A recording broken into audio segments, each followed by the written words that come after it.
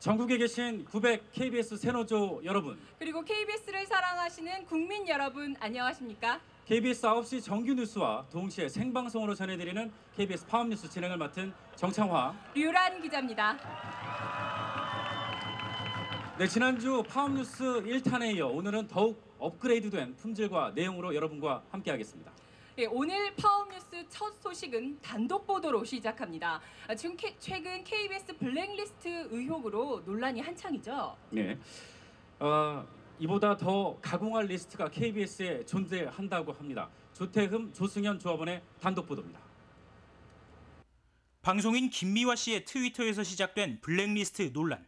사측은 기자회견까지 자청하며 리스트의 존재를 부인했습니다. 그런데 KBS 파업뉴스팀의 취재 결과 블랙리스트보다 더 중요한 리스트가 발견됐습니다. KBS 군의 쓰레기통에서 발견된 문건입니다.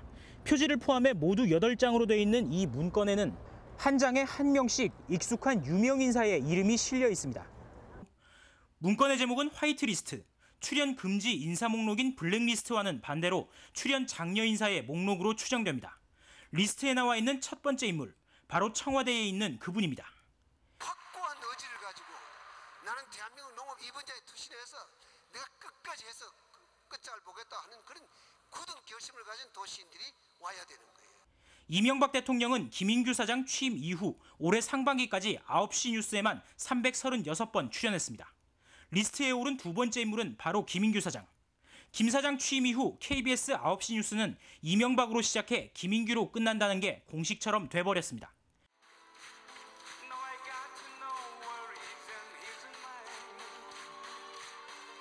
이에 뒤질세라 화이트리스트에 오른 여당의 실세 정치인은 예능과 시사를 넘나듭니다. 전두환 전 대통령의 사위도 실세 특임 장관도 빠지지 않았습니다. 공영방송으로서 내보낼 수 있는 것이 아니라 이건 어떻게 보면 개인 홍보물이죠, 사실은. 사실 이런 문제를 해결하기 위해서라도 노동자비 바로 서야 되고, 그렇기 때문에 새노조가 출범을 해서 파업까지 오게 됐다고 생각합니다. 사측은 각종 리스트가 유령일 뿐이라고 말합니다. 그런데 그 유령을 만든 건 누구인지 국민들은 되묻고 있습니다. KBS 파업뉴스 조태흠입니다. 오늘로 파업 15일째입니다. 새노조 조합원들이 빠진 뒤 회사는 그야말로 충격과 공포에 빠졌습니다. 네, 양질의 핵심 인력이 모두 빠져버린 회사는 지금 어떤 모습일까요? 이종근 파업 전문 기자와 최재혁 조합원이 회사 내부로 잠입 취재했습니다. 오만했던 사측의 2차 업무 복귀 명령. 불법 파업에 7일 이상 참여할 경우 인사규정 제40조에 의거 면직될 수 있음을 알린다. 그러나 한치의 흐트러짐 없이 견고하기만 한 파업 대우.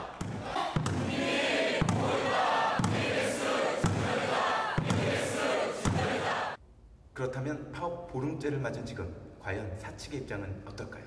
사장실을 직접 찾아가 보겠습니다. KBS 본관 6층에 있는 사장실, 엘리베이터를 타봤습니다. 한 여직원을 따라 아무 일도 아니라는 듯 따라가 봤습니다. 그러나 문제는 사장실이 어디인지 모른다는 것.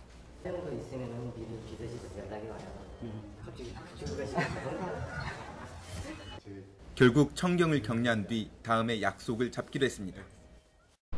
이번엔 24시간 불이 꺼지지 않는 보도국으로 갔습니다. 빈 책상, 흐트러진 서류, 파업의 흔적들입니다. 선배들은 죽을 맛이라고 토로합니다. 아유, 야, 힘들어 죽겠다. 정말 빨리빨리 열심히 싸워가지고 빨리 이기고 빨리빨리 와라. 이래도 안 오면 내가 나간다. 무노동 무임금이 적용되는 이번 파업. 파업의 열기는 투쟁자금 대출로도 이어지고 있습니다. 이미 각오했던 거고요.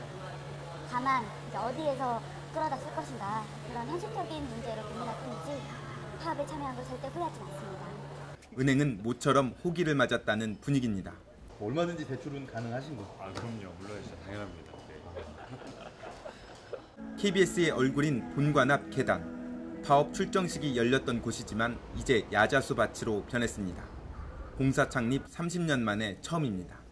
야자수 잎은 푸르름을 더하고 있지만 우리의 광장을 빼앗긴 조합원들의 마음은 이처럼 참담하기만 합니다. 그 사이 집회의 메카로 떠오른 신관 앞 계단. 이른바 개념광장은 조합원들의 땀과 투쟁 의지로 얼룩졌습니다. 현재까지 새노조 조합원은 모두 950여 명. 새노조에 가입하려는 사람들과 지지자들까지 줄을 잇고 있어 총파업의 열기는 갈수록 뜨거워지고 있습니다. KBS 파업뉴스 이중근입니다. 네, 파업의 열기는 이곳 여의도에서만 뜨거운 게 아닙니다. 조합원 가정에서도 열기가 뜨겁다고 합니다. 네, 그런데 이 뜨거운 열기가 안방으로까지 이어지면서 자칫 이 파업 투쟁이 출산 투쟁으로 이어지는 것은 아니냐 회사가 걱정이 많다고 합니다. 김영은, 김성현 조합원이 취재했습니다. 촬영 기자 임현식 조합원은 두 딸을 돌보는 재미에 푹 빠졌습니다. 5살 수환이는 이제서야 아빠 얼굴을 능숙하게 그릴 수 있게 됐습니다. 아빠가 하늘을 날아가는 것 같으네. 하늘을 훨훨 날아가는 것 같으네. 출산 휴가 중인 아내 김세정 조합원은 집회 시간이 다가오자 두 딸은 자신에게 맡기라며 남편을 내쫓습니다. 빨리빨리 아빠 힘내세요. 잘하고 오세요. 지하철역을 돌며 선전전을 하느라 삭신이 쑤셨던 37살 황현택 조합원은 노구를 이끌고 7살 아들 원선이와 축구를 합니다. 원선이가 지친 기색을 보이자 이 틈을 노린 듯 아들을 방으로 떠밉니다. 우리 빨리 가서 자자. 자자 빨리. 그 뒤에 향하는 곳은 안방. 자기야 나야. 아직 이른 시간인데도 안방에 급히 들어가는 황 조합원. 그 이유가 뭔지 정말 궁금합니다. 입사 이후 집에서 얼굴 보기 힘들었다던 쌍끌이 기자 부부. 어쩌다 둘이 이슬라치면 서먹하기까지 했습니다. 일할 때는 서로 얼굴도 못 봐가지고 서로 텔레비에서 얼굴 확인하고 그랬는데 막상 같이 있으니까 솔직히 뭘 해야 될지 모르겠고 그냥 서로 얼굴만 쳐다보고 있어요. 뒤늦게 신혼 분위기를 만끽하고 있는 조합원들. 이 때문에 사측은 이번 파업이 장기화될수록 그 열기가 출산 투쟁으로까지 이어지지는 않을까 우려하고 있습니다. KBS 파업 뉴스 김영은입니다. 하지만 사측의 우려 벌써부터 현실이 되는 것 같습니다. 네, 그렇습니다. 이 새노조 파업 13일째였죠. 지난 화요일 국내 언론계 사상 최초로 파업둥이가 태어났습니다. 네, 이 파업둥이는 엄마 뱃속에서부터 범상치 않은 움직임을 보였다고 합니다. 어찌된 사연인지 충북지부 이만영 진정회 조합원의 보도입니다. 파업 14일째인 그제 충북지부 천춘한 조합원의 첫 딸이자 파업둥이 다오리가 힘찬 울음과 함께 세상에 나왔습니다. 파업둥이가 태어나기까지 과정은 순탄치 않았습니다. 지난해 11월 김인규 특보사장 취임과 동시에 파업둥이는 다른 태아와 달리 뱃속에서 꼿꼿이 서는 직립투쟁을 시작했고 결국 자연분만이 아닌 제왕절개를 선택해야만 했습니다. 그렇죠. 그걸 두 배라고 생각하시면 돼요. 정말. 이번 기간이 2배니까.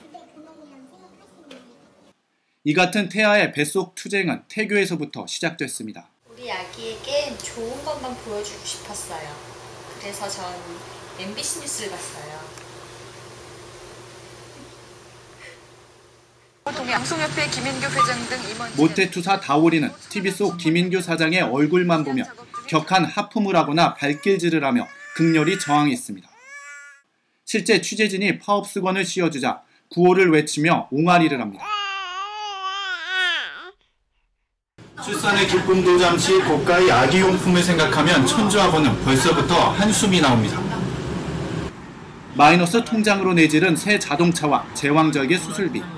여기에 무기한 파업으로 월급은 언제쯤 받을지 한치 앞을 모르는 상황. 답답하죠. 월급도 제대로 안 나온다고 하고 시간에도 제대로 못 올리고. 그럼 파업은 그만두시는 거예요. 그래도 아이한테 떳떳한 아빠가 되기 위해서